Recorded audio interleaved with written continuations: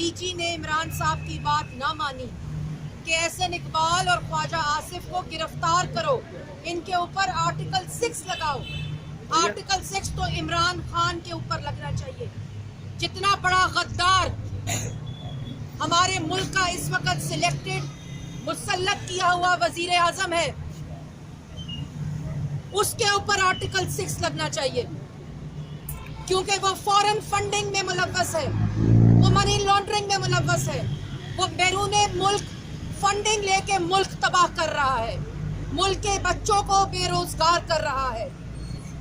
ملک کے وہ لوگ جنہوں نے ملک کی خدمت کی ان کو اس لیے جیلوں میں ڈالا جا رہا ہے کہ بیرون ملک فورن فنڈنگ سے اس ملک کے خلاف سازش کی جا رہی ہے، اور اس وقت کے سلیکٹڈ مسلط کیے ہوئے وزیر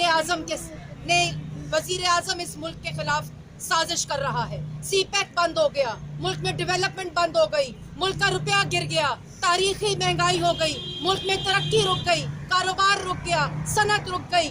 وہ ملک جو نواز شریف کی قیادت میں 1 سال پہلے 6% پر ترقی کر رہا تھا، آج 2.5% سے کم ہو گیا۔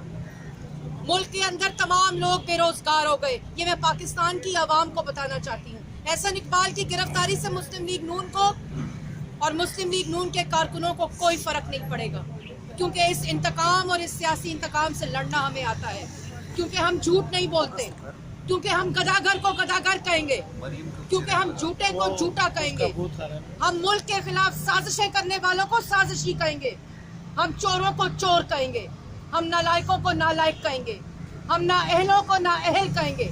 تم نے جو کرنا ہے کرو۔